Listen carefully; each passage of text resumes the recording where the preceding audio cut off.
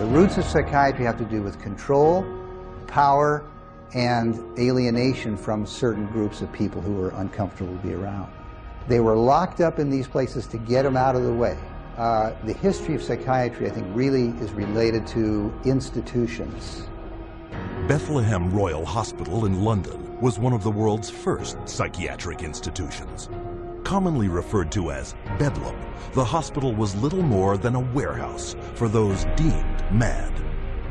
Inmates were confined to cages, closets, and animal stalls, chained to walls and flogged, while the asylum charged admission for public viewings. In the 18th century, William Batty was the first to promote that his institutions could cure the mentally ill. Batty's madhouses made him one of the richest men in England, though his treatments were every bit as inhumane as those practiced in Bedlam, with not a single patient cured.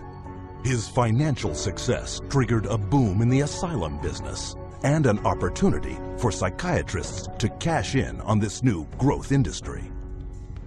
This was an era where, on both sides of the Atlantic, specialized institutions for the mentally ill are beginning to be built in large numbers.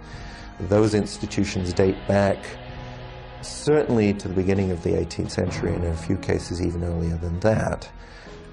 But the explosive growth of an asylum sector, of asylumdom, as some historians have called it, is very much a 19th century phenomenon. It's that period when the state is persuaded to invest tax dollars in building these places. But while those who ran the institutions were getting rich, psychiatrists yet lacked the credibility to maximize their cash flow. In order to justify their profession, they needed to come up with these biological solutions, or they didn't have any profession. The only way for them to solve that was to attempt to start believing that these people that were suffering from emotional disorders was from a biological basis. Whatever was done to make this person more manageable would be simply called a treatment. And the sad reality is that many of these so-called treatments were, in essence, torture. The near-drowning devices that were developed in this period, for example, must have been appallingly frightening. For example, one device involved putting the patient into a coffin, closing the lid, and dumping it into a bath of water, and then opening it up and trying to revive the patient. There were a range of these things, and the mortality rate was very, very high. Psychiatrists next sought to give credence to their practices by cloaking them in the language of medicine. This repackaging of treatment became known as the medical model. Somebody who's really hyper and manic, if you're wrapped up in a cold sheet and dunked into some water, you're going to quit acting manic because that's a punishing treatment.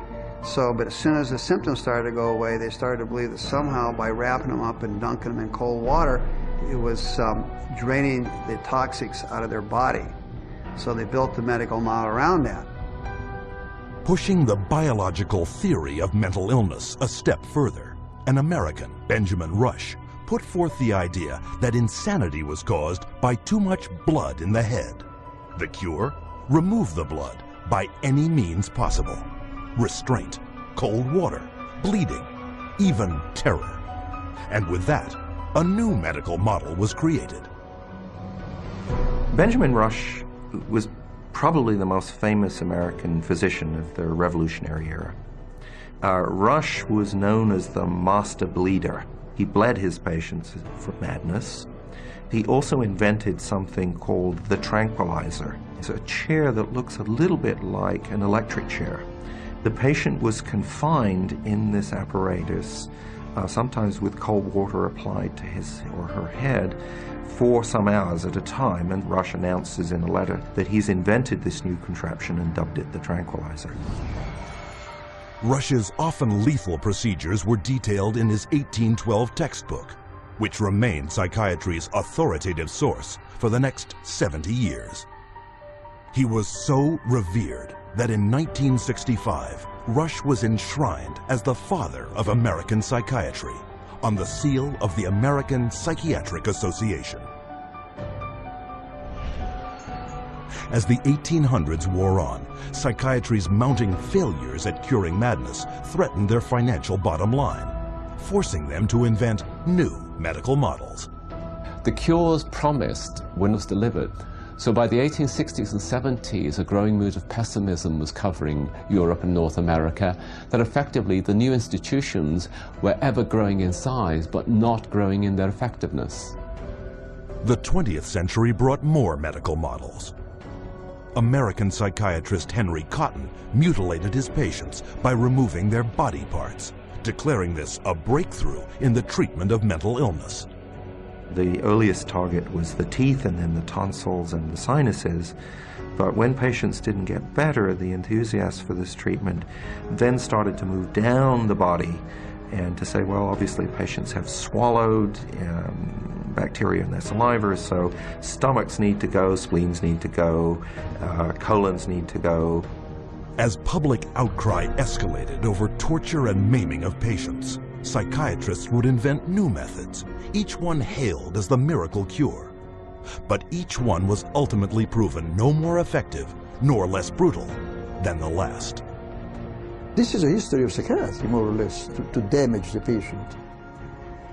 I mean, this is a version of the original model, which was to chain them like animals. If you're doing it to somebody because you insist that they have to change, and you're going to do that by turning the screws, you might say, whether it's with medication, restraint, whatever, that's torture. And a huge part of what psychiatry has done really comes down to torture.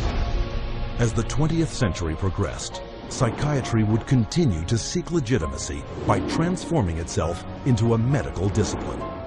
But they succeeded only in creating more efficient ways of inflicting mental and physical torture and death, a legacy that has carried forward into modern psychiatry, with its most profitable medical model to date, the mass drugging of millions. But to do this, psychiatrists first had to shatter one of mankind's most cherished beliefs, decreeing that people were not what they thought they were.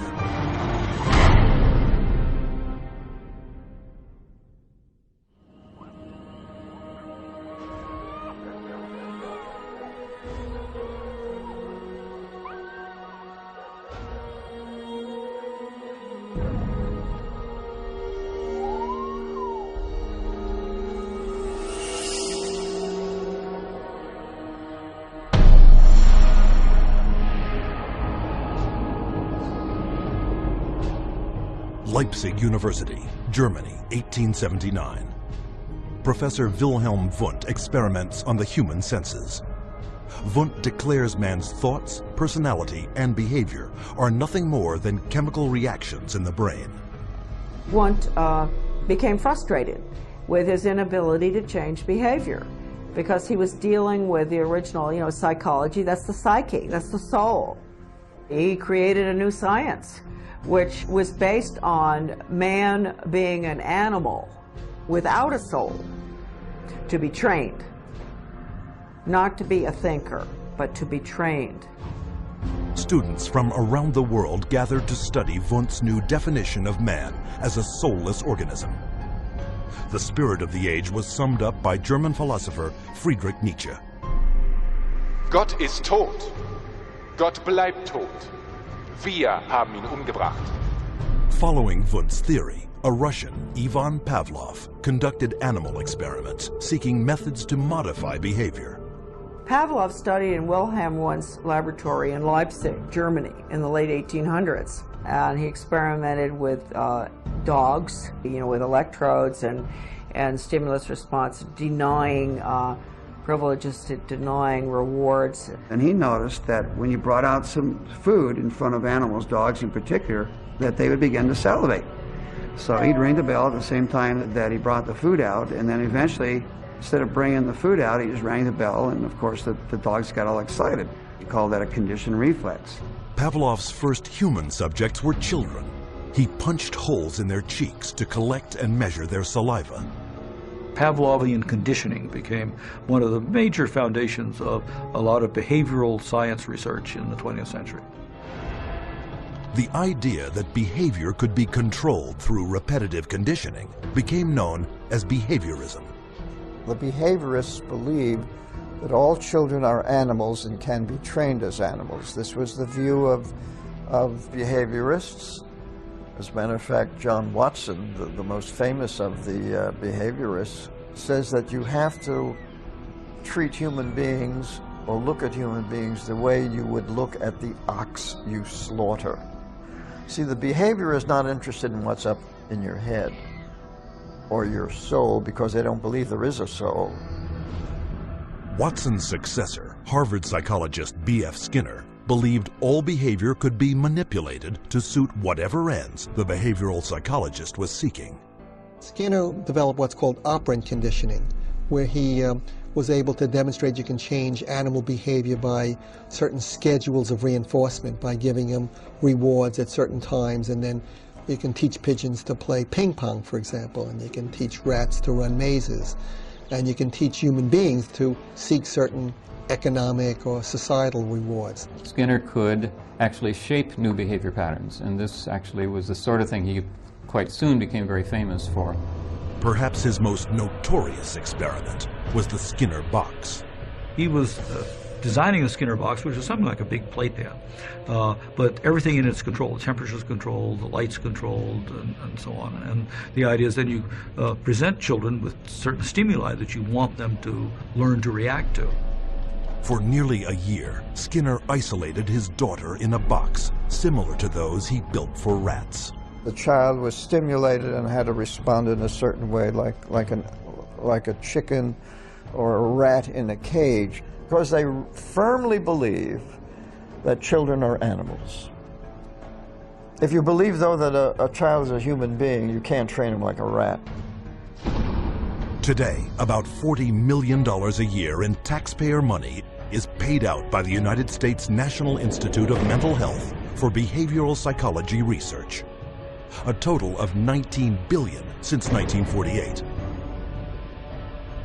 With these funds, psychiatrists apply the same conditioning techniques developed by Pavlov, Watson, and Skinner. Case in point, a juvenile detention center where children are hooked up to 270-volt batteries and shocked in a procedure called aversion therapy. Antoine was having a number of problems because he was up at a center that was shocking him every time he did anything. There was a button on a little, almost like a TV remote, that would be used and pushed. They will get an additional shock for trying to remove the electrode. So they're expected to sit there and let this electricity pass through their skin without trying to remove it. If they yell in anticipation of the shock, they will shock the student an additional time for yell. The cost to send a student to Judge Rottenberg from New York is about $214,000 per student. These students are tortured. They're given this electric shock therapy for no other reason but to inflict pain. Other techniques include administering electric shock to treat sexual deviance, sending powerful magnetic impulses through the skull to interrupt brain activity, and shooting high voltage through surgically implanted electrodes, all to stifle problem behavior, and costing up to $100,000 per patient. And while this science without a soul led to behavior modification techniques that continue to generate billions in research and treatment, it also laid the groundwork for another psychiatric movement that would cause the deaths of millions.